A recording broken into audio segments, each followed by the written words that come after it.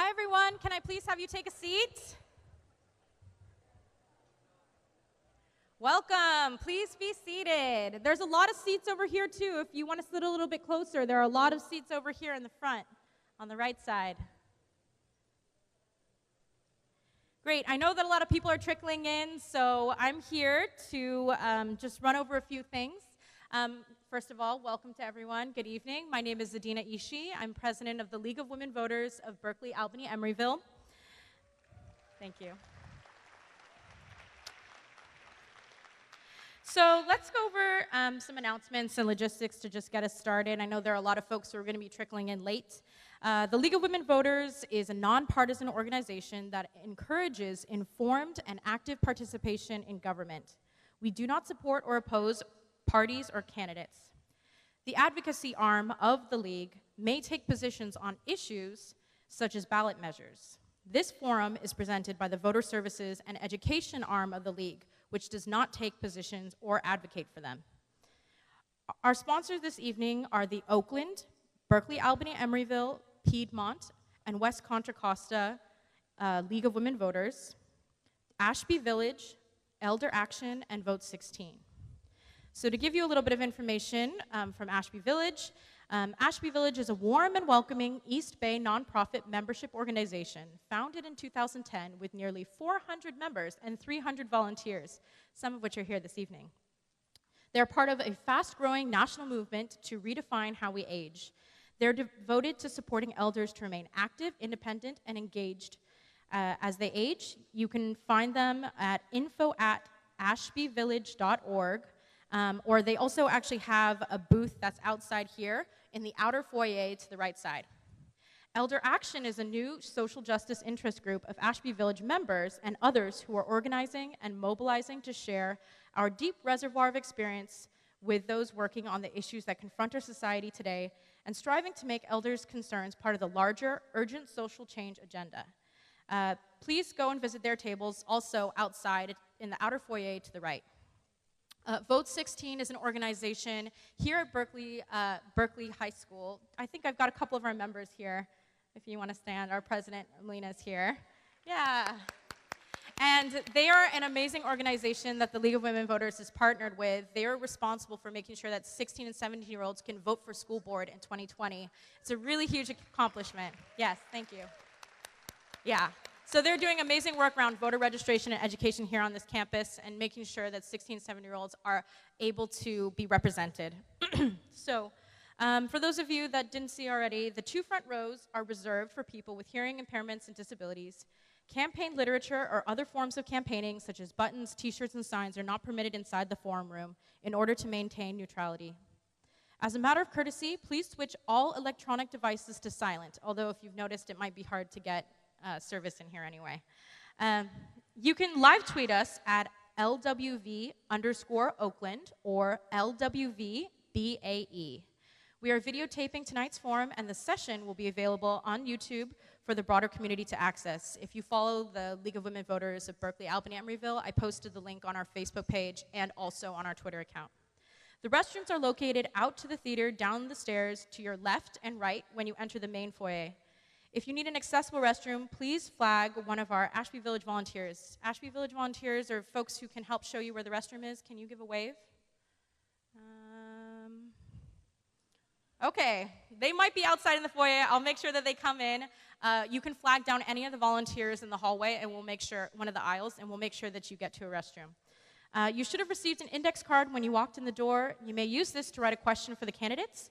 When you have completed your question, please pass it to the outer aisle. So if you're in the middle, obviously they can't get to you, right? So make sure you pass your card to either aisle, and our volunteers will pick it up.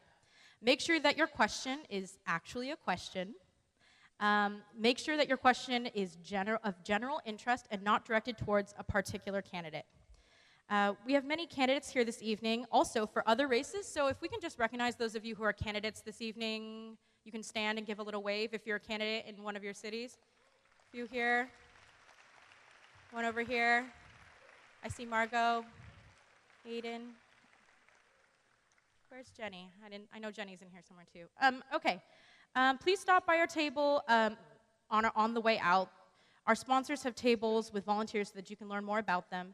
The League has voter registration forms, so if you have not registered to vote or re-registered to vote, we have those forms here tonight. Pros and cons on state and local ballot measures, and also our easy voter guides. Just so you know, to the right side on the outer foyer is Elder Action and Ashby Village, League of Women Voters of Berkeley, Albany, Emeryville, and voter registration forms. On the left side is League of Women Voters of Oakland, and also all of the candidates' information. So after the event, when you go outside, you can get campaign literature from all of the candidates, and you'll also be able to speak with them if they're outside by the table. So make sure to visit Voters Edge for more fair and balanced, nonpartisan information at votersedge.org/CA. We have bookmarks with their website on our table as well. Now I'd like to welcome our moderator, Guy Maserati, and our candidates, Jovanka Beckles and Buffy Wicks, to the stage.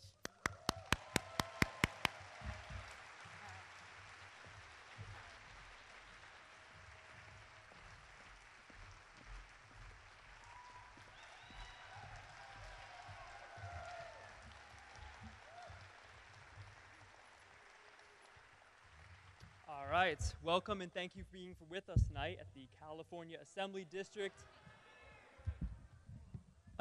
District 15 Candidate Forum.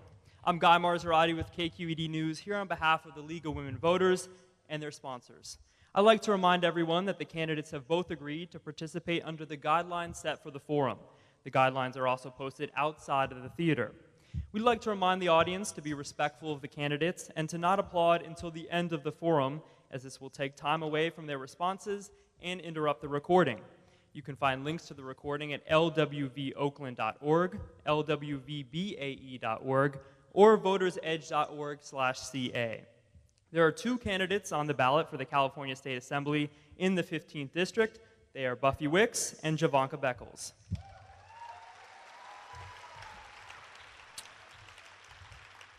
So let's start by going over a few ground rules. Each candidate has 2 minutes for opening remarks.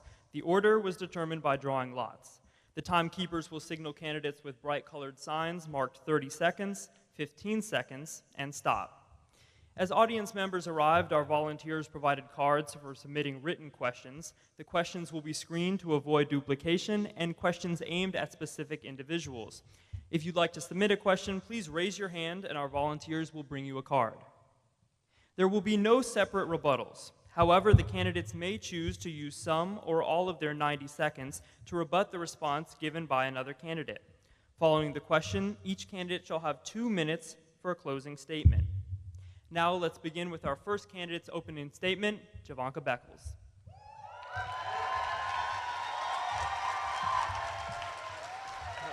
we're just going to do this for the opening and closing. Thank you. Thank you. Good evening. Good evening, everyone. Thank you to the League of Women Voters, and thank you all for coming to learn more about this critical election. I'm Jovanka Beckles. I'm a 2-term Richmond City Council member, 8 years in elected office, 30 years living and working right here in this district. I'm a mental health professional for Contra Costa County for 18 years. I am running to build a state government that puts people over profit. Over the past 8 years on the Richmond City Council, I helped build a movement of corporate-free, people-powered politics that took our city back from Chevron. Together, we won a historic rent control law, new affordable housing, cleaner air, police accountability, and the first $15 an hour minimum wage in the state. We all know in California, how in California for working people, good housing, healthcare, and education are becoming more out of reach all the time. The core problem is that billionaires and corporate PACs donate millions to control our government and cut out our public institutions for their own profit. But we can fix that. California is the 5th largest economy in the world, and working people make that wealth. We deserve Medicare for all. We deserve tuition-free public college and pre-K education and a moratorium on charter schools. We deserve strong rent control policies, yes on 10, and publicly funded affordable housing for all. I'm running for state assembly to win a California for the many, not just a few. I'm proud to have the endorsements of California nurses, teachers, service providers, labor councils, the Sierra Club, and a strong majority of unions and progressive groups. I ask that you will join our movement to put people over profit.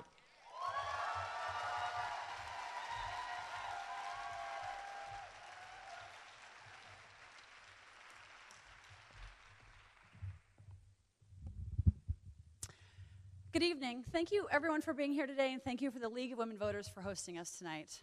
My name is Buffy Wicks, and I'm running to be your next Assemblywoman. I see a lot of familiar faces in the audience. Many of you have hosted me in your living rooms.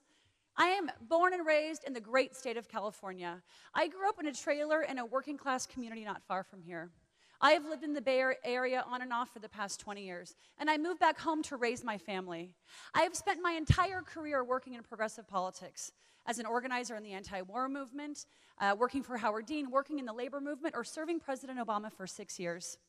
It is because of these progressive values that I have decided to take no corporate money in this race. I have worked at the highest levels of government and organized at the most local level. Whether it was helping to pass the Affordable Care Act, secure more funding for our public schools, helping to pass the tobacco tax, I have worked my entire life to bring together diverse coalitions of people to achieve real results for working families. I decided to run after the birth of my daughter. I want to create a better future for her and for all of our children. I want to solve our homelessness crisis, create more affordable housing, enact single-payer health care, have clean air and clean water to drink. I believe that I am the candidate best suited to do this. I have demonstrated this throughout my campaign. We just had our 201st house party on this campaign. We have knocked on tens of thousands of doors across this district. I am honored to be endorsed by President Barack Obama, Senator Kamala Harris, your next governor, Gavin Newsom, 7 of the 10 mayors of this district, labor leader George Miller, Planned Parenthood, and 19 labor unions, including the firefighters, the building trades, and the UFCW. But the thing I am most honored to have is the support of tens of thousands of voters across this district, many of whom I've spoken with and listened to. I would be honored to earn your endorsement tonight and your support, and thank you so much for having me. Thank you to both candidates, and a reminder, please, to hold applause until the end of the forum. We have lots of questions that we'd like to get to. So now let's begin with our prepared questions, and we're going to begin with healthcare. You both have voiced support for a single-payer healthcare system in California. What are the steps you would take as an assembly member to reach a single-payer system? And we're going to start with Ms. Wicks. Sure, thank you so much. This is a critical question. I support Medicare for all federally. I support single-payer healthcare here in California, and I have a plan on how I think that we can do it. First and foremost, we have to protect the advances that were gained on ACA, right? We can't let that fall apart. So a couple things there. We have to fix our reimbursement rates. We have the worst reimbursement rates of any state in this country, and it impacts our low-income folks who are seeking health care. We need to ensure that we're providing coverage for our immigrant and undocumented communities. This is a huge part of our population. It's very critical. The third thing that I would do is push for a public option to be on the exchange.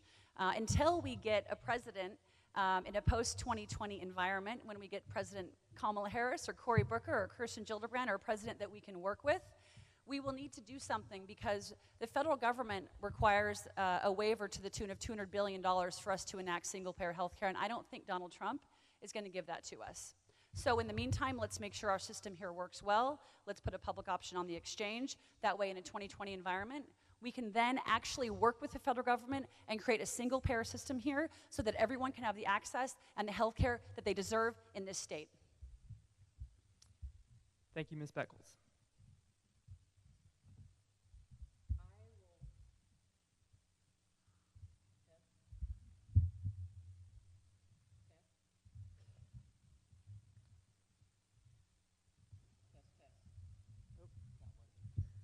Do you want to use mine? In the meantime, yeah, Here. maybe. Okay. We can just switch, like, back and forth. All right, thank you. Hello? Tess, oh, maybe I'm, there's one. Use this one too. Tess. There we go. Okay, there we go.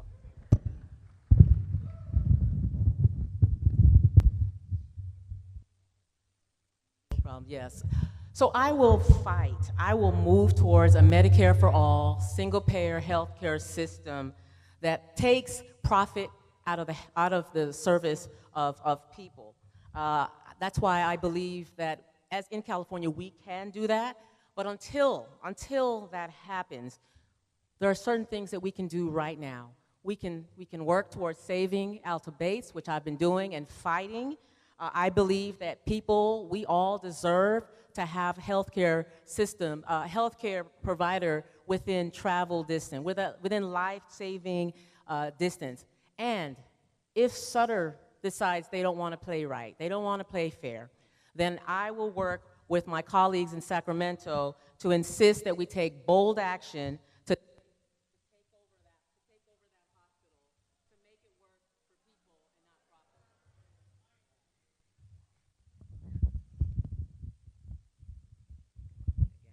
So I will work with the nurses, as I've been doing, and my colleagues in Sacramento to have a public takeover of the hospital, to insist that it work for people and not profit. But we also have to have a publicly funded system of care where we work with hospitals, we work with doctors, we work with county providers. But we also have to fight and make sure and insist that our healthcare providers have safe working conditions as well, because healthcare providers' working conditions are our patients' healing conditions.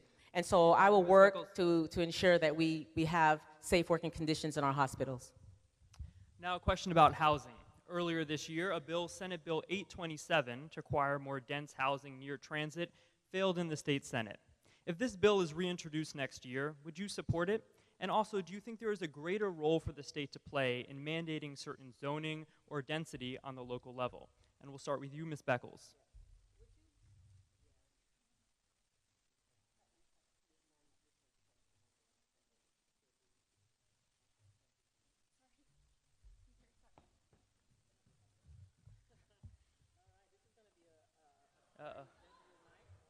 Could you please repeat the question, please? Sorry about that. So I'll repeat the question. This is about Senate Bill 827 to require more dense housing near transit. It failed in the state Senate last year.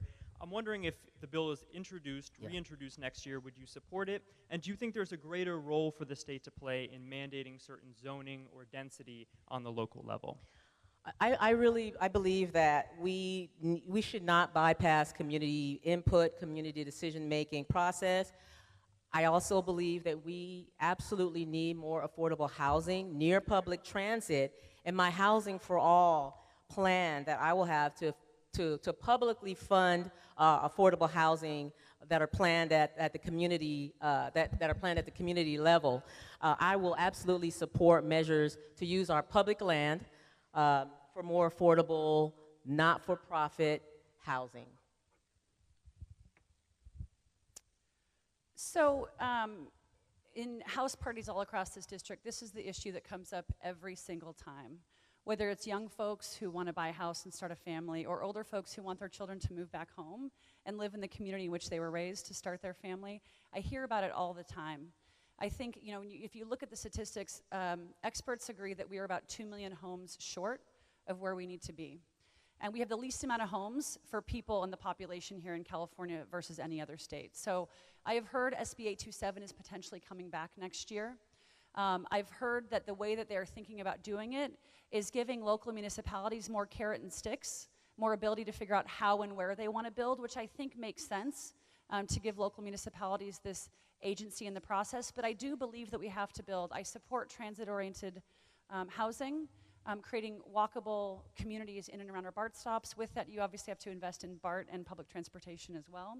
I also support things like, a California State Infrastructure Bank that could fund potentially increasing the use of ADUs, accessory dwelling units, and things of this nature. But I do think we have to build more. I think that's the root cause of the housing crisis that we're in. And I think that we can do it in a thoughtful way that allows all of our folks to be able to have access to homes, affordable rent, affordable mortgages. And I look forward to hopefully getting this job and working with people like David Chu, who's chair of the Housing Committee, who has endorsed my campaign. I want to be on the Housing Committee and work on this issue. Thank you. Last year, California's legislature voted to extend the state's cap-and-trade program, which requires companies to buy permits for the greenhouse gases that they emit. Now, that program expires in 2030. Do you believe the cap-and-trade system is a good solution to reducing greenhouse gas emissions in the state? And please explain your reasoning, and we'll start with you, Ms. Wicks. Sure. So I ultimately support Jerry Brown's cap-and-trade effort, although I will say I'm very concerned with the fact that in order to get that bill passed, there was a compromise made that would lessen the ability of local municipalities to hold polluters accountable. And if I get this job, I will work to change that, and that's one of the amendments that I would put forth. But I do think the cap-and-trade system is a step in the right direction. I think there's more that we have to do. 39% of our greenhouse gas comes out of our cars. So this is also why I support transit-oriented housing to get us out of our cars and into public transportation. I support SB 100. I support anything that allows for increased renewable energy and decreased fossil fuels. I support things like Phil Ting's bill that would end the sale of gas cars by the year 2040. You know, this is a bold initiative, but I think it's the direction we need to be going. Climate change is happening. It's happening faster than we thought.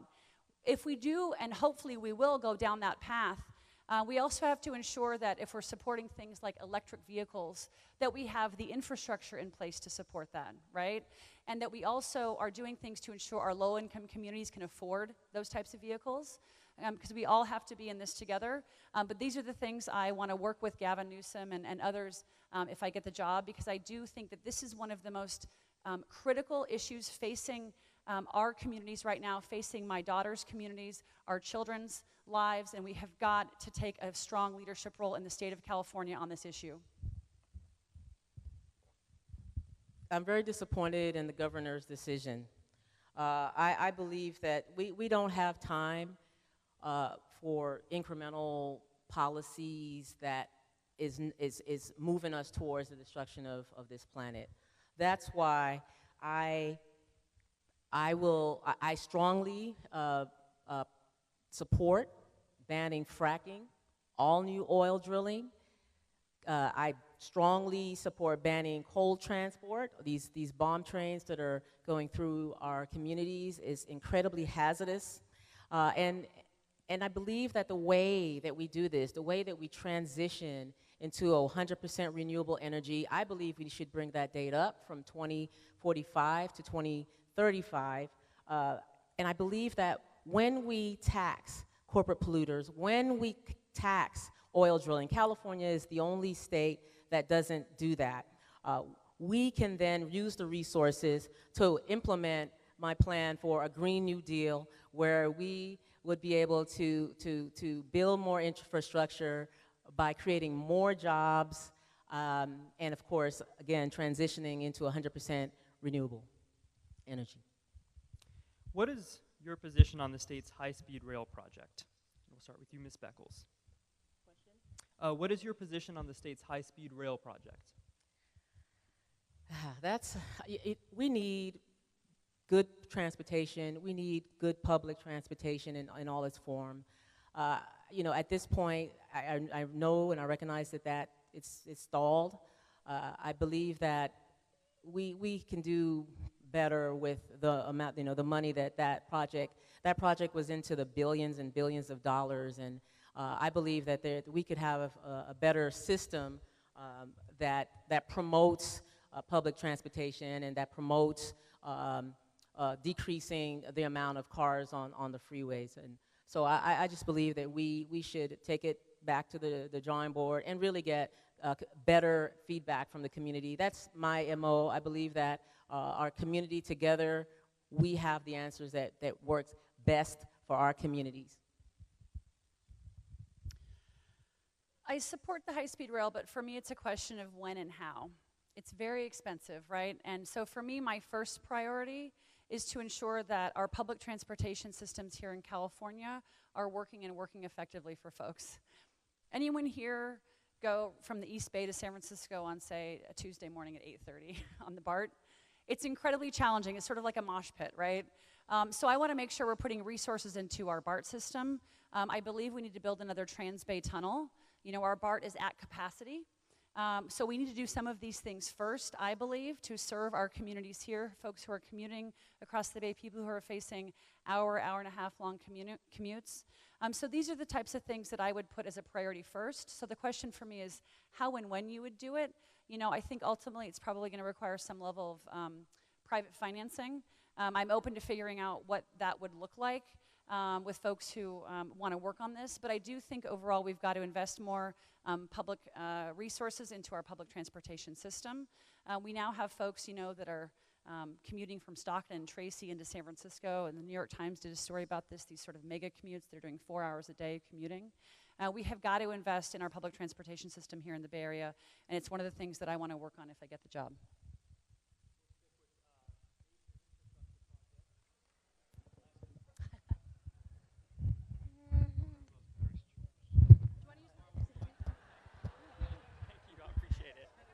Let's say, getting along.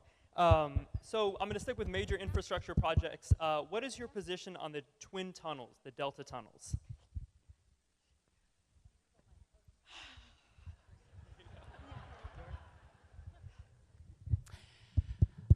I do not support the twin tunnels, Jerry Brown's project, and here's the reasons why when we talk more broadly about water. One, I don't think it's good for the environment. Two, I think that we need to make sure that our current water infrastructure is working, that we're ensuring that we are, fixing any leaks, evaporation issues, things of this nature. Thirdly, I think we should be in drought policies in non-drought years. I think that's an important piece of this. With that, I think we also need to figure out how to use gray water better. They do a very good job of this in Australia. We haven't been able to do that yet here. It's kind of shocking to me that you can go out to your garden hose and drink that water. That should be gray water that's used.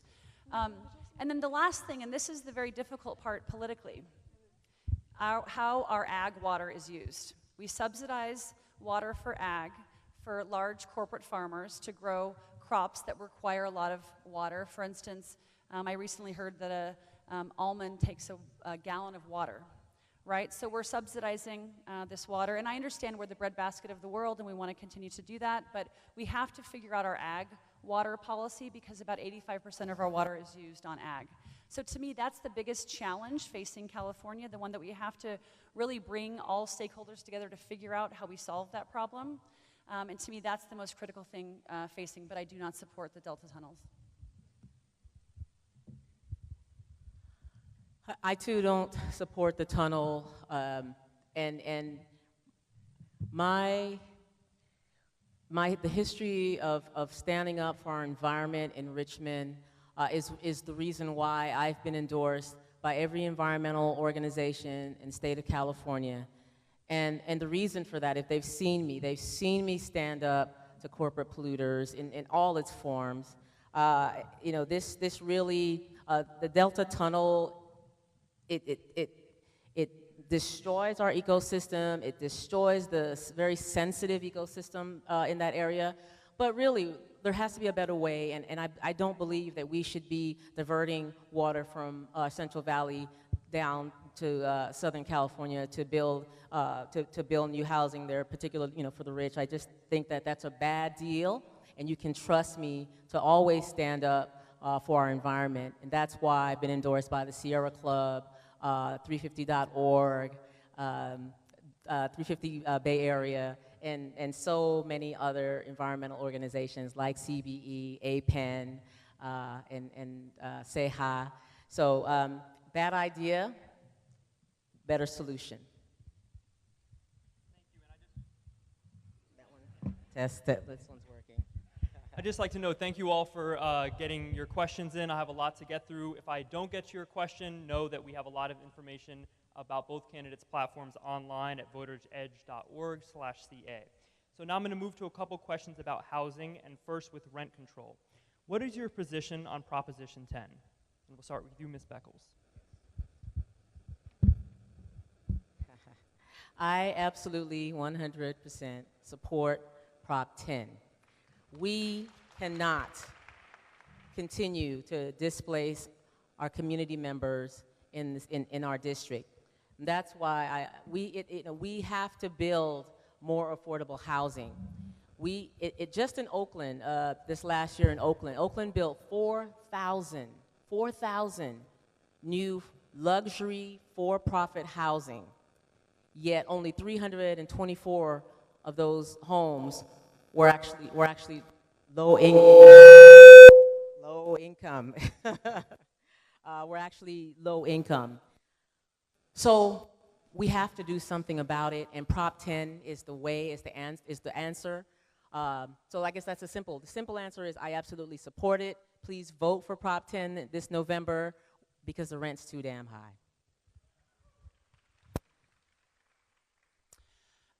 I agree the rent is too damn high. And I also understand that there are many families in the Bay Area and in parts of California who what is separating them from being in their apartment or having to leave their communities is rent control. But I have concerns about Prop 10.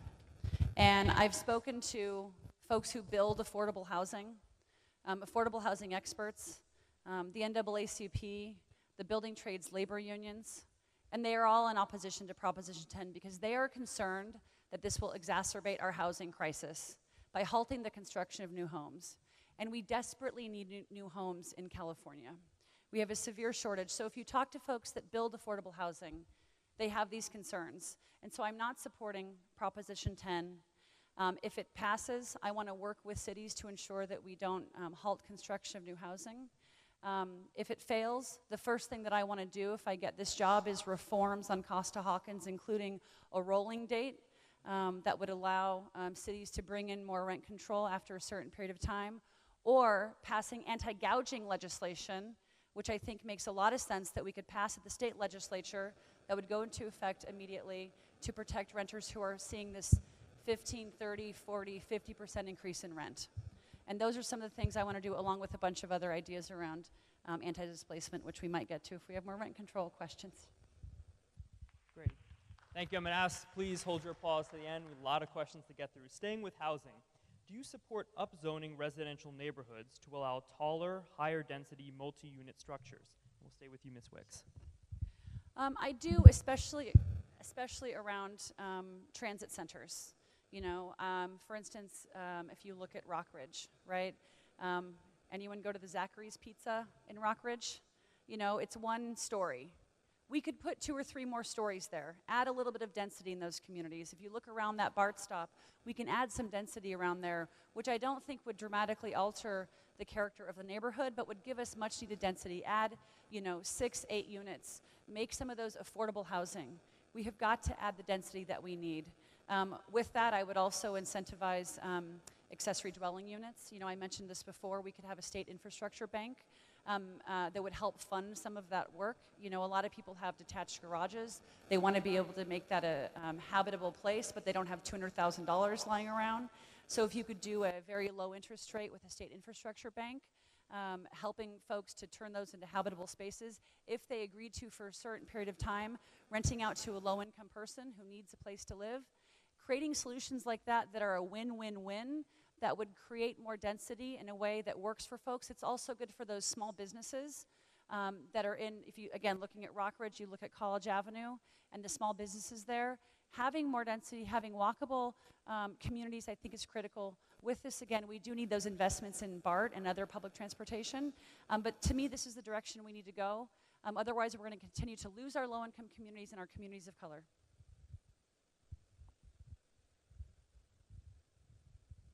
I believe that we, once again, could you please repeat the question? Sure. This is a question about density and upzoning. Do you support upzoning in order to get greater density in neighborhoods? I don't believe that we need to give a complete right and a blank check to developers, and I believe that that does that. I believe that my housing for all plan to build hundreds of thousands of new homes within 10 years will be able to people will be able to have a place to live, and we can do that through a publicly funded system. I think it's important, to listen to communities. I know in Richmond we have a height limit, and I believe that we can build more infill development in our communities. And for those communities that don't have it, I understand, I hear the argument, I understand that you have to go taller and taller, but I also believe that it's not right for leaders to bypass the community's input and the community, to have a community process. One example is in Point Malati, right? The community doesn't want more housing in this jewel of an area, close to, because we'll be having sea level rise, it's close to the Chevron refinery, and yet we are hearing that staff is trying to bypass that process, and I believe and the community feels disrespected. So I think it's very important to listen to community feedback, community input, and then of course build infill and fill in throughout our communities. Thank you. Another housing question. This week, Governor Brown signed AB 2923, which will give BART new authority over housing zoning and development. How would you have voted on the bill, and why? And we'll start with you, Ms. Beckles. Again, I believe we can't give developers just unlimited discretion to do as they please. I really believe that community feedback, community input is important. And I know that all of these bills are in place because we have a housing shortage. We know that. But I also don't believe that we fix our housing shortage by giving developers full reign in our communities. I would have supported the bill, and within the bill there is a community input process that BART would run. But these are the types of things I think that we need to be doing. Again, I've mentioned I support transit-oriented housing. I think that's where we need to be going. If you look at our zoning laws in California and the history of our zoning laws, if you look at the exclusionary zoning, that goes back to redlining. So we fundamentally have to address these issues. And this is why folks like David Chu, who wrote the bill, have endorsed me. Now, I think there's a way that we can have community involvement, and I do think that is very critical, and it is very important that we take community input into this process. And with this bill, there was and is a process for community input. But I do think we have to figure out how we build more housing in and around our BART stops. To me, the density is important. We can do one of three things with this crisis. We can do nothing and continue to lose our low-income communities, our communities of color. We can build out towards Stockton as far as the eye can see and have tract homes and have people sitting in their cars doing these mega commutes to the Bay Area, and causing more environmental challenges. Or we can all work together and build more housing in and around our BART stops and build transit-oriented housing and invest in our public transportation. And that's the direction that I believe that we need to be going in. Please hold your applause. If you could do one thing to help renters and prevent displacement in this district other than rent control, what would it be? Sure. So I've mentioned the reforms on Costa-Hawkins that I think we need to do. Secondly, as I mentioned, anti-gouging legislation I think is very critical. We see across the Bay Area, across California, some landlords who are deciding to charge 20, 30, 40, 50% more. This is unfair. The anti-gouging legislation that was passed to cover the North Bay fires puts caps on that. I support that. That's exactly the direction we need to be going in. I was evicted from my apartment when I was in my 20s. I know what that feels like, right? It got flipped to high-priced condos that I couldn't afford. So I've experienced that, and it took me 20 years to buy my first home, which I just did a couple years ago, so I've experienced some of these things myself. We also need to, there's been some great research showing giving renters legal defense, creating a legal defense fund for renters who are facing unfair eviction. That dramatically reduces the eviction rate when renters who are facing unfair eviction have legal counsel, and it definitely levels the playing field for those renters. And for landlords who are being fair, it doesn't impact them, but for those who are being unfair and they are out there, we will arm those renters with legal recourse. The last thing I'll say is I strongly believe we need to increase the renter tax credit. It's $60 a year. That's not a lot of money when 3/4 of Californians are one $700 emergency way of going into poverty. Let's increase that tenfold, or create a rental assistance fund for renters that's flexible, so if something happens, they have some fund they can turn to. I believe we need to do all of these things to help support renters. Well, besides Prop 10, which I support, we help renters by stabilizing communities. And one of the ways that we stabilize communities is we protect homeowners from foreclosures and different types of financial manipulations. When you have stable communities, everyone benefits. But I also believe that we have to also address the root causes of homelessness. We have to put policies in place that will keep tenants in their homes and homeowners in their homes by addressing the root causes. And those root causes tend to be substance abuse issues. We need programs, more programs for substance abuse issues. Mental health issues. We need programs to support our families. And as a wraparound facilitator, I've at least seen how programs like wraparound can help families increase the quality of life and help families to maintain the kind of stability, because when families have to move often because of increased rent increases, it really affects the whole family's physical well-being, emotional well-being. And you may not have a mental health challenge or disability, but when you don't have a stable place, when you are food insecure, when you are housing insecure, it affects you physically. There was a study done by the Hollis Institute that addresses that issue. So we have to deal with the root causes of homelessness as well. Moving now to a couple of questions about criminal justice. What can we do to reduce the state's prison population? And I'll start with you, Ms. Beckles.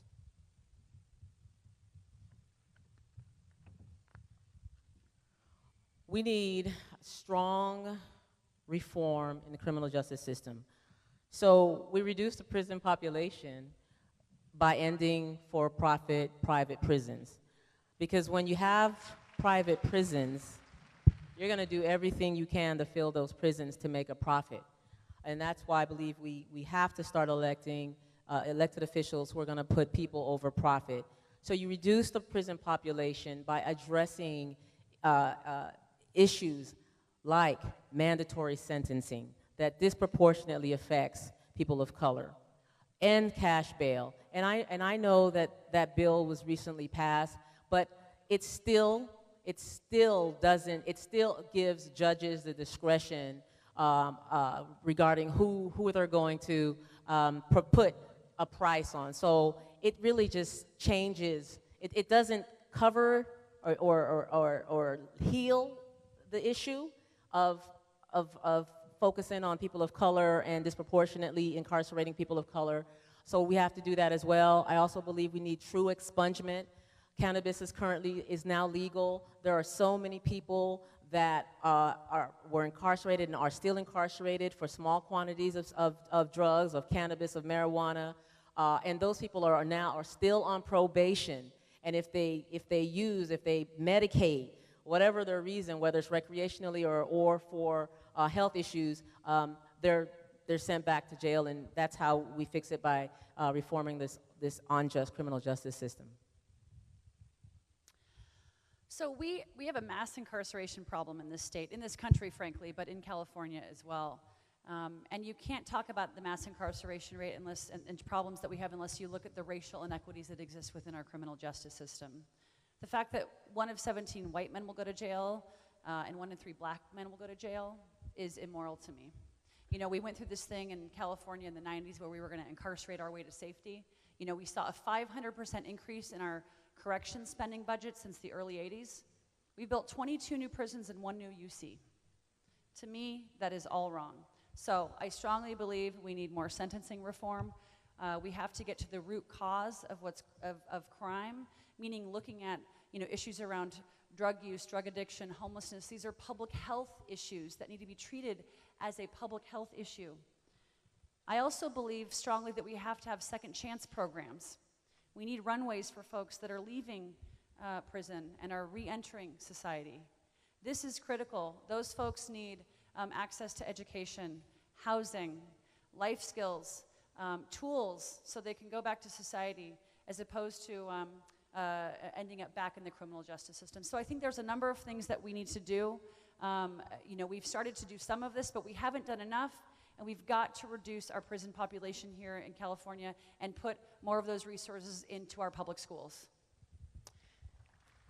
I'll remind everyone, please, we can hold in all our applause, and I'll give you a chance to let it all out at the end, I promise. Earlier this month, or last month I should say, Governor Brown signed a bill that will end cash bail in California next year, replacing it with a system that gives judges more power to decide who can be released. Would you have voted for this legislation? And if not, what alternative would you suggest? And I'll start with you, Ms. Wicks. I would have voted for this. Cash bail to me is, I don't even know how to describe it, but a system of yesteryear. It is inequitable. It is terrible for poor folks, for folks of color, disproportionately impacts communities of color. It's one of the first of many reforms that we should be doing, and we should have done it a long time ago. And I know that it wasn't perfect, and there were some folks that took issues with it, which I understand, and I feel some of those issues as well, and share some of those concerns. But I would have voted for it because I think it was a step in the right direction, and we still have a ways to go on this issue, but it was the first of many steps that we need to take. Again, small incremental changes is not the way forward. So that bill, as it was written, I would not have voted for it because I don't believe that replacing one racist system with another racist system is progress. And so for that reason, I would advocate and propose true cash bail reform. In fact, I started my Facebook page called #SayHerName because this issue is so dear to my heart. When Sandra Bland, a young woman, black woman, on her way to work, was stopped by a racist police officer, had that system not been in place, she would have been able to go home. But she wasn't able to go home because she couldn't afford $2,000. $2,000.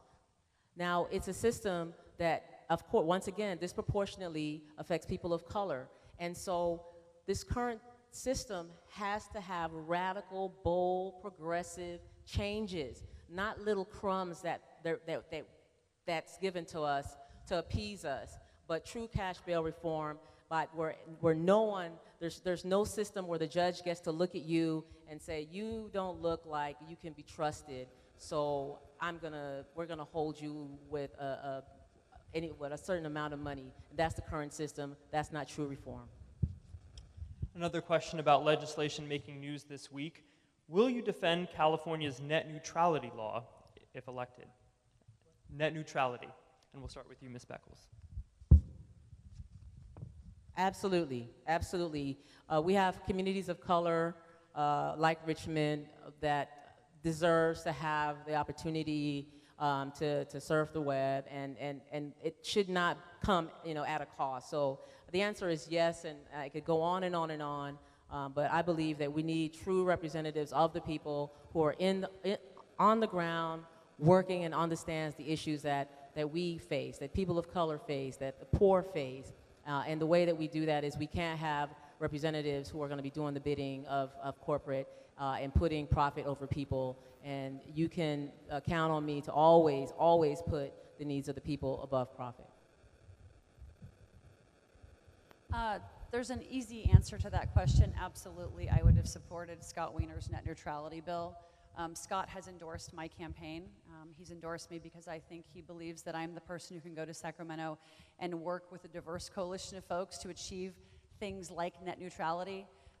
If I were there with him, I would have championed this bill alongside him and would support it wholeheartedly and completely. To me, the access to the internet, access to information is critical. All of our communities should have it. We should have broadband across this state in every community. We should make sure that this is a public good. Access to the internet is a public good and needs to be treated as such.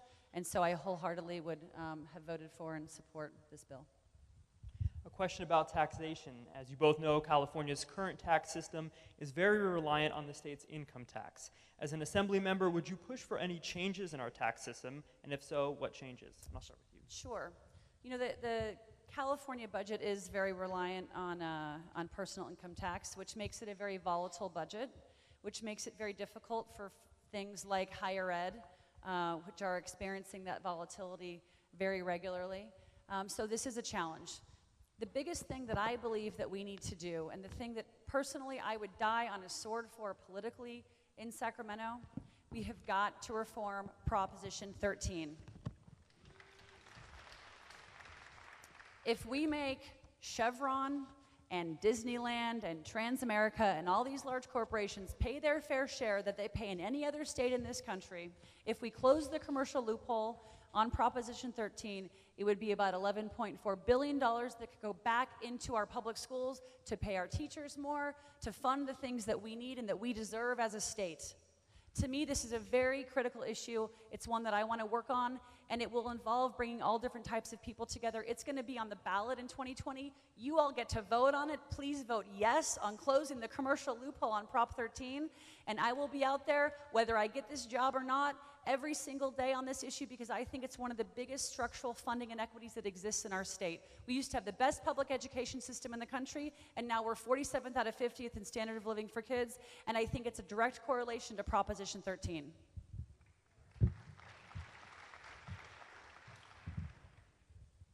Absolutely would change the current tax system to tax the rich. By taxing the rich, by reforming Prop 13, we can have the resources that we need. We can have free childcare. We can have tuition-free public colleges. We can have preschool, tuition-free preschool. We can have resources back in our schools again, like music, like sports programs, like art programs. We can have the resources that we deserve when we tax the rich. And I'm not just saying this because it's a good idea, because it's a good answer. Look at my track record.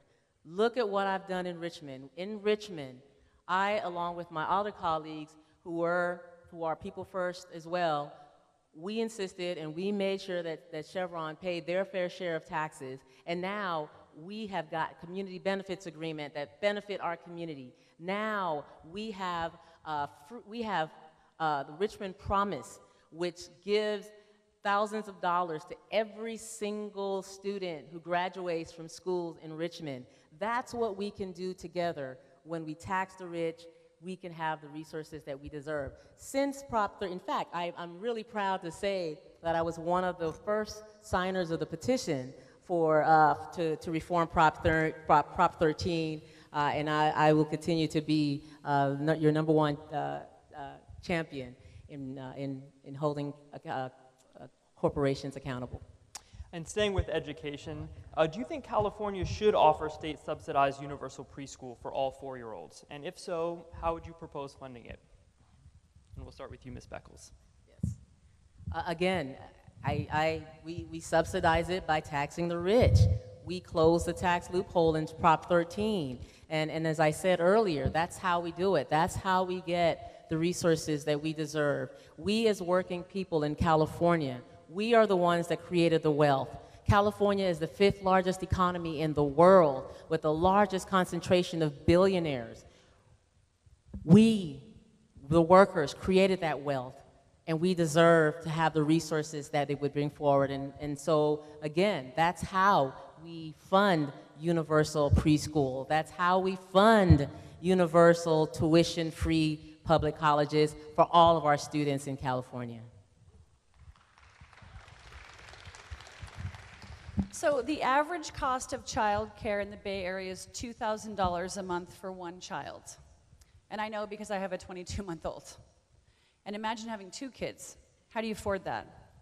When you talk about the racial inequities that exist within our education system, they start at a very young age. Kids of color have less access to good early childhood care, right? And it starts even before that.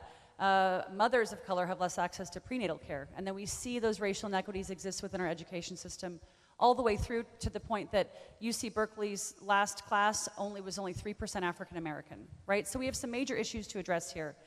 Right now, 0 through 5 is sort of like Lord of the Flies for parents. You're on your own. Good luck. There's no system of early childhood.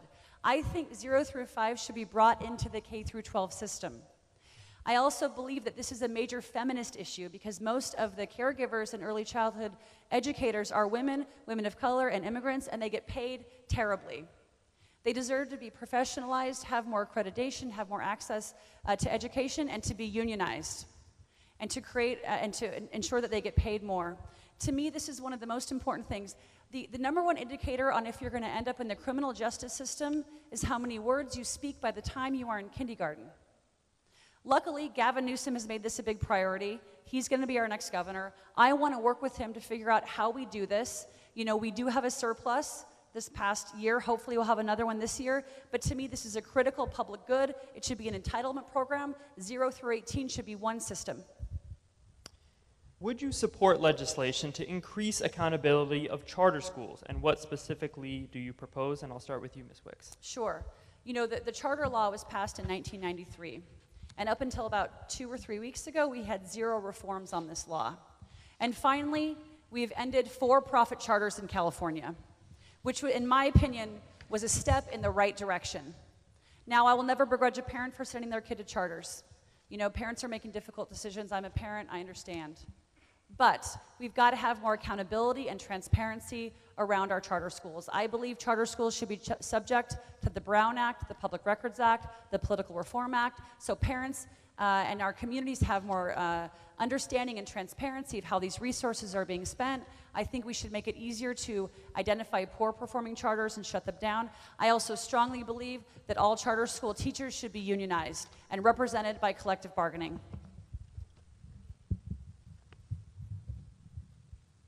Would I support legislation around charter schools?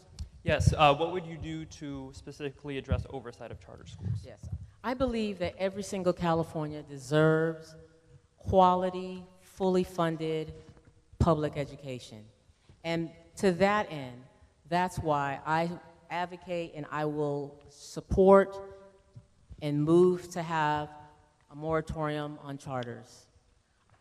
Our schools, I came up with public schools. We've seen how the for-profit education system is ruining and sucking the lifeblood out of our public school systems. And that's why I will be a champion to fully fund our public schools, because the more our public schools are funded and have the resources, our children can grow up healthy, have the education that they deserve.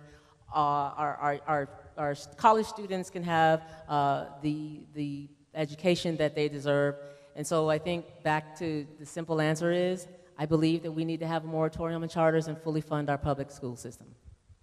A question about higher education. As part of this year's state budget, some community college funding will now be linked to student performance. Would you support linking any UC or CSU funding to student performance in the future? And I'll start with you, Ms. Beckles. I think that the question here is how do our students actually get the quality education that they deserve? And I think that many of these questions are all linked together, because it all comes back to fully funding our education system, our preschools, our public schools, and our higher education system. So I believe that when we do that, when our students have the ability to learn without the pressures of having to pay tuition, I believe that we'll have the society that we need, we'll have the workers that we need to make our society and our communities healthy and thriving.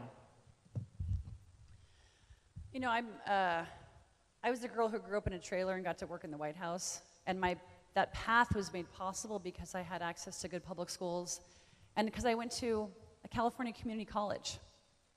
And that was a ladder up for me to be able to go achieve at a higher level. And that was important for me. You know, and with regard to the question around student performance as being a data point in terms of funding, I would have to look into it. I haven't taken a position on this, but I'd be open to learning more. What I do want to make sure is that our schools, our higher ed is fully funded. Right now, UC Berkeley, our premier state school in this district, gets about 10% of its budget from the state. We laid out the master plan in 1960, which set forth the community college, CSU, and UC system. That put us on the path to being the 5th largest economy in the world. The vision of that master plan was that anyone who wants to be able to go to college should be able to do it for free. Well, we have way ratcheted back that vision. You know how hard it is to get into UC Berkeley now? Or any of our UCs or our CSUs? You know how expensive it is? We have students walking out with $100,000 in debt. We have to get back to that original vision. We have to support our community colleges. I also am a big believer in strong vocational programs that don't take 4 years, that you can do at community college around the building trades, renewable energy sector, the care industry. We should be giving folks real tangible skills to go make a good living, to be able to afford the homes in these communities, and that's what I want to go do if I get this job. A question about wildfires. As you both know, the state has been hit with major wildfires in the last 2 years, including major wildfires in the North Bay last year. What more should be done to address the wildfire issue at the state and local level? And we'll start with you, Ms. Wicks. Sure. So this is a personal issue for me. My dad worked for the U.S. Forest Service for 35 years fighting wildfires, and that's why we grew up in the mountains and sort of Trump's America up there near Lake Tahoe. And at the age of 73, he gets pulled back to do fires to this day. In fact, just last week, he got back from Shasta County. So living with wildfires is something that I grew up with my whole life. The major problem we have, one of the major problems, is that because of climate change, we now have a 12-month fire season, not a 3 or 4 month fire season, which we've talked about some of the solutions to that challenge, which I strongly believe in. But in addition to that, and more specifically around wildfires, a couple things we need to do. One, we need to support ecosystem restoration, so thinning of and care of our forests, so that they're not just tinder boxes waiting to go at the drop of a spark.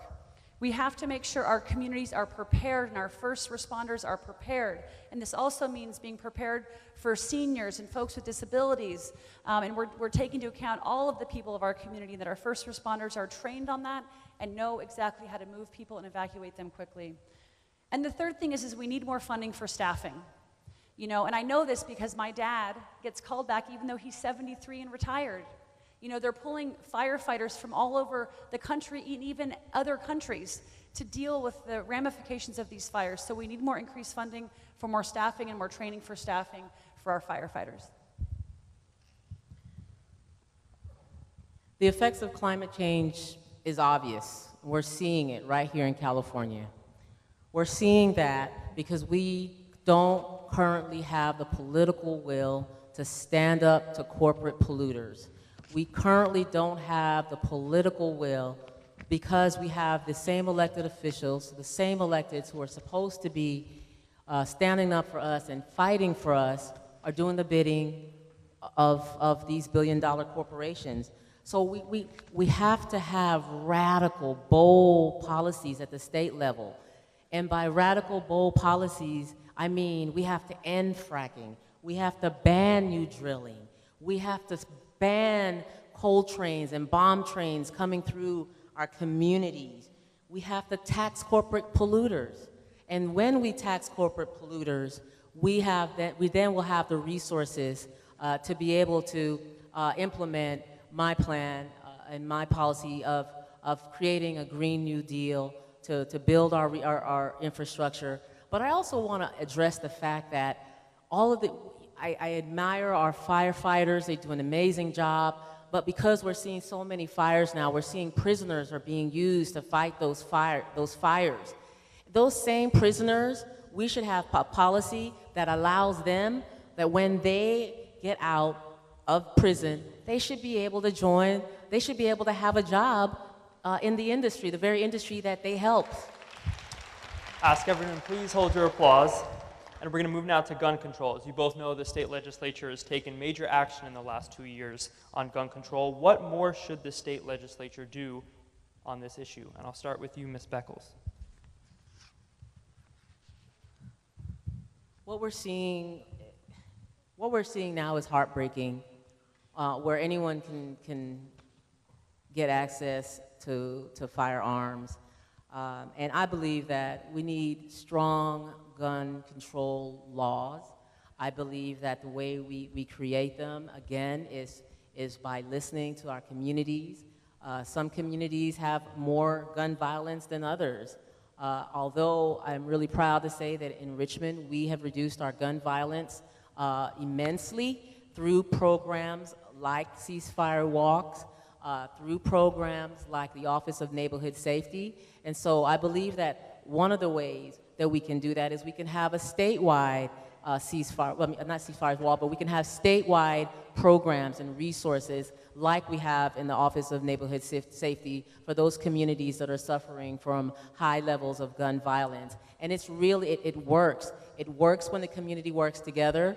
And Richmond has been at the forefront of this. We've gotten national attention for the ways that we were able to reduce gun violence. And it does start by gun control, of course, but then it continues by having programs that address the root causes of why people pick up a gun in the first place.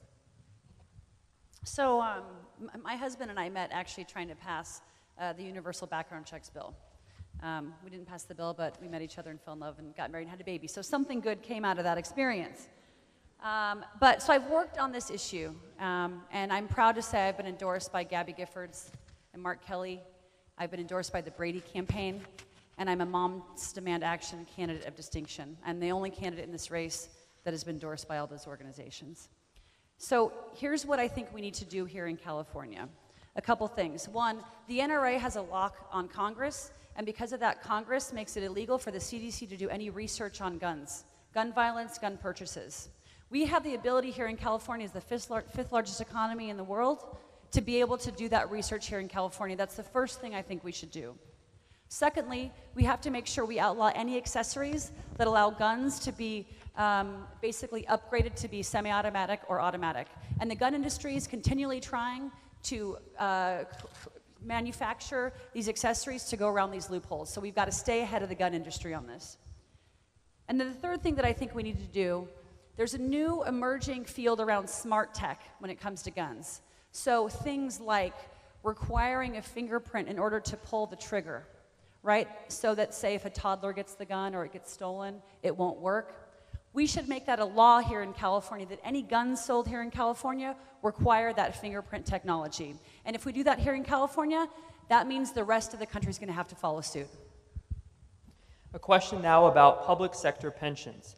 If elected, would you make any changes to laws around public sector pensions? And I'll start with you, Ms. Wicks. Sure. So I know we recently had the pension reforms in 2012, and that was a tough pill to swallow for a lot of folks. Fortunately, labor was at the table in that negotiation process, and it's my hope that because of the pension reforms that we did in 2012, that we won't have to do them again. Now, if you talk to folks that work at the city level, school districts, they are very concerned about the pension costs coming down the pipeline. We do have to make sure that we honor the commitments of the workers, many of whom have worked decades to get these pensions. And as I mentioned, my dad worked for the U.S. Forest Service, and he's on a pension, right? So I understand the value of these. Ultimately, I believe the state's going to need to come in and to provide some resources and work together to bring together labor and other folks to the table to figure out how we solve the challenge. You know, people work their whole lives really hard to get to a place where they get to retire. They shouldn't have to worry about financial hardships or financial worries when they retire. So that's why I support defined benefits, defined benefit pensions. I think that's why, and I will fight vigorously to reduce for the reduction in our to avoid reductions in our pensions and reasonable amounts that have already worked, that people have already worked for. So I believe that I'm a worker. I'm a member of Teamsters 856. I'm a union member, and I have been fighting my whole life to ensure that workers are treated fairly, that workers get what they deserve, and that includes looking forward to their pensions through defined benefits. I will be a champion in Sacramento for the working class. That's why I've been endorsed by over 30 unions and labor councils in the state of California. I'm really proud of that because union members, labor organizations have seen how I've stood up for workers as a city council member for the last 8 years. And I will continue to do that at the state level with your support to serve you in that capacity. Next question is about disability and the state budget. What would you do to protect and advance the human rights of people with disabilities within the state budget process? And I'll start with you, Ms. Beckles.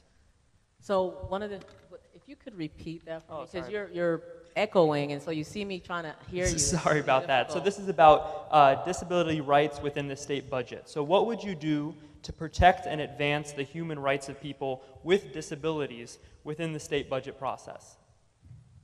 I've been working with people with disability for the past 30 years right here in the Bay Area, and I will continue to do that as a public servant in Sacramento.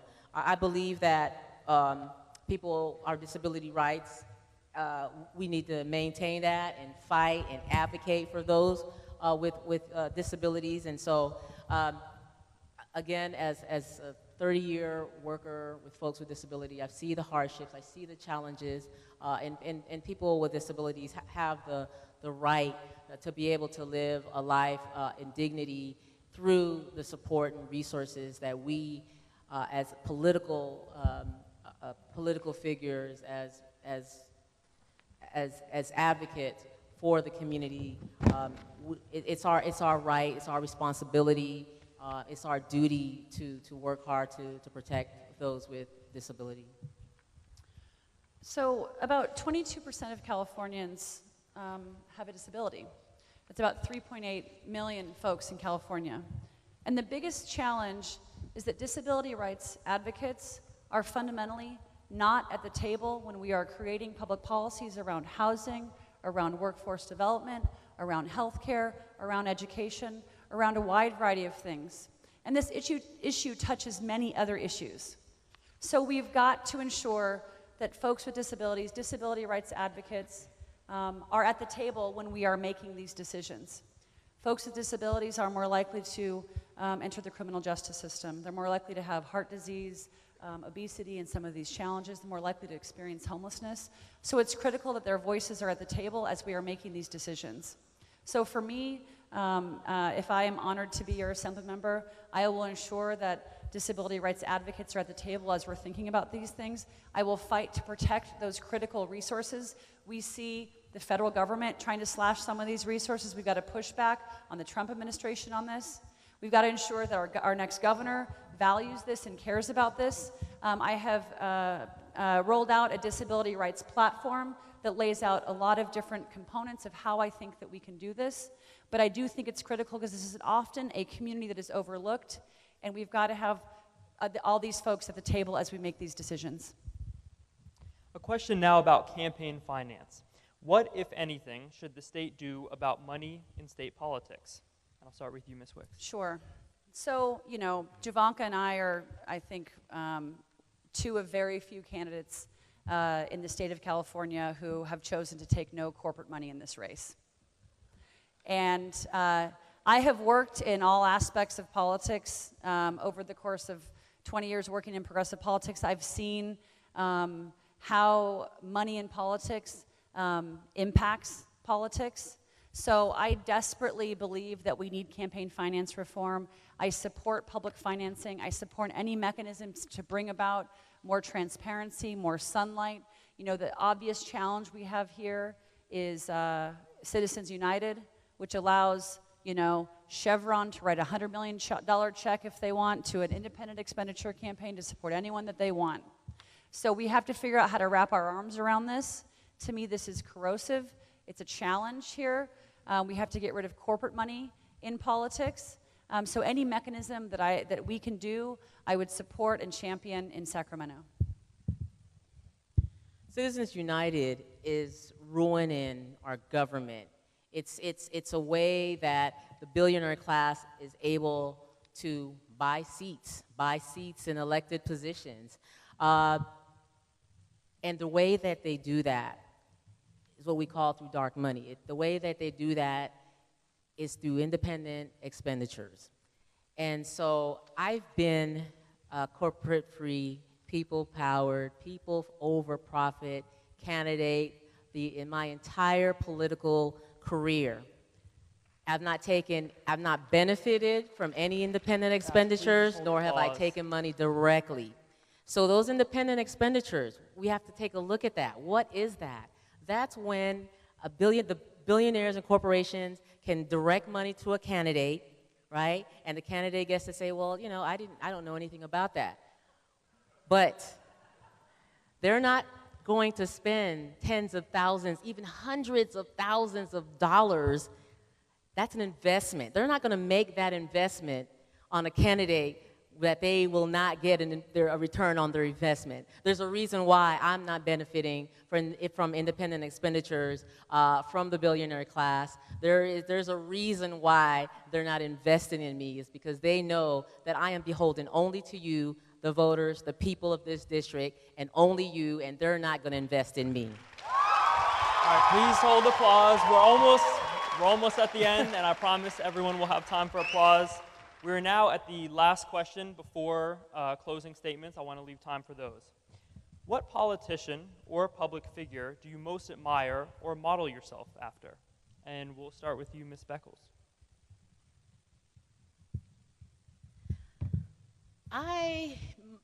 There are many politicians that I admire. And I'm going to start with Gail McLaughlin, ex-mayor of Richmond, California. I'm starting with her because, like myself, she took no corporate money, and she won she was elected mayor 2 terms, and she held fast to her values of putting people over the profit of billionaires and standing up to them. I also admire Barbara Lee because during the war she was the lone vote, and Barbara Lee spoke for me then. I believe she speaks for me now, because she's courageous. She's not afraid to speak truth of power. She's not afraid to stand up to the opposition. And I also, there are many people that I admire, and so the one that I have to say for, last but certainly not least is Bernie Sanders. Because Bernie proved that you can run a presidential campaign without taking any money or benefiting, because we got to put that in. You cannot take money from corporations, but he did not benefit either from the billionaire class. And these are people that I respect, because Bernie in particular, because really he helped to propel a movement for the people, a movement to take back our government from corporate control. I'll stop there. Sure. Well, this is a pretty easy one for me. The man that I worked for 6 years, President Barack Obama. Don't we miss him, especially right now? I learned a lot working for him. To me, he's one of the most thoughtful, smart, engaging, compassionate leaders that I've ever had the honor to work alongside and to work for, and it was an extremely humbling privilege for me to serve him for the 6 years that I worked for him. This is someone who believed in grassroots organizing, who had the most ambitious grassroots organizing campaign in the history of American politics in 2008 and in 2012. I worked alongside him and worked for him on the passage of the Affordable Care Act, the creation of the Consumer Financial Protection Bureau, helping to get Justice Sotomayor, the first Latina Supreme Court justice, confirmed, and aren't we glad that she's there today? I love me some Barack Obama. I will do anything that man asks. I'd walk on hot coals for him. He's a model of leadership. I would aspire to even have a sliver of his greatness, and he's someone I tremendously respect. I also love our U.S. Senator Kamala Harris. And you see what she's been doing in these Senate Judiciary Committee hearings, and she's got strength, perseverance, smarts. She's the future, and let's hope she runs for president in 2020. Thank you both, and now time for closing statements. Each candidate will have 2 minutes for closing remarks, and we'll start with you, Ms. Wicks. Can we stand? I'm going to ask that you both remain seated. Sorry. Okay. Well, thank you all so much for coming tonight. I deeply appreciate it. It's so great to see a big audience here. I believe that right now we are in a very critical moment in our nation's history, where we have a president that's wrapping the white nationalist flag around himself, when we have a Republican Senate who is pushing forth a man for the Supreme Court who at best has very questionable past in terms of how he has treated women, and they do not want a full investigation. When we have third grade reading scores here in California that are 43rd in the nation, when we have the highest poverty rate in this country when you take into account cost of living at 40%, and those issues, those are on us. We've got to go fix those things. It's on us and our political will and our political leadership and our ability and hopefully my ability to go to Sacramento and to work with a broad base of folks to build a coalition necessary to achieve universal single-payer health care here in California, to support funding for public transportation, more resources for our public schools, to end our homelessness crisis, and to create a just criminal justice system here in California. We have the ability to go do these things. I would be honored to have your support. I have been in many of your living rooms. I've had many conversations with you about what we need to do. If you look at my website, buffywicks.com, you'll see my policy platforms. Much of that is derived from those conversations because I think right now, this moment demands that each of us actively, every day, participate in our democracy. I'd be honored to have your support. This campaign, this district deserves someone who wants to go be in a leadership role in Sacramento. I'm going to go to Sacramento, not just vote the right way, but fight the right way and lead the right way. And I'd be honored to have your support.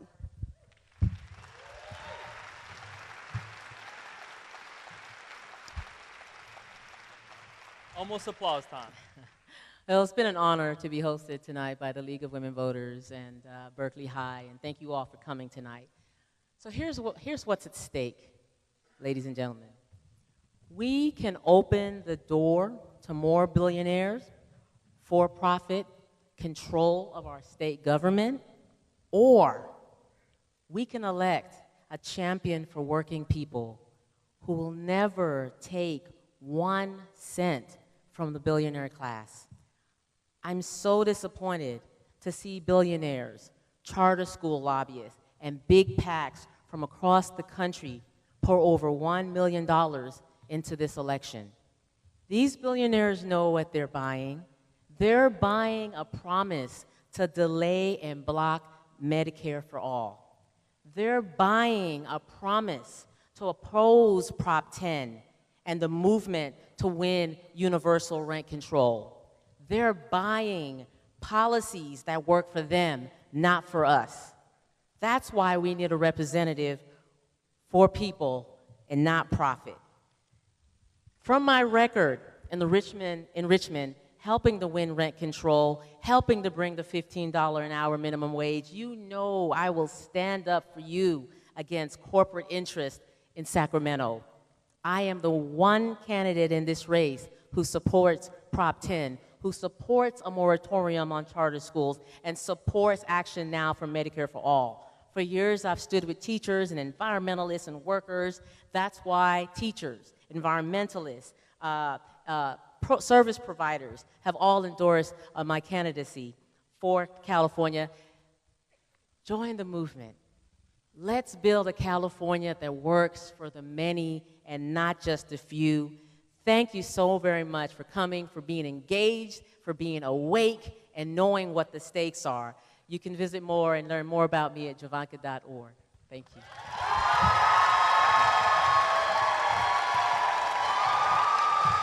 All right, before we end, I want to thank the audience for submitting all of these questions. I apologize if we didn't get to your question. Both candidates have their platforms available at votersedge.org/CA. And to end, please join me in giving both candidates a big round of applause.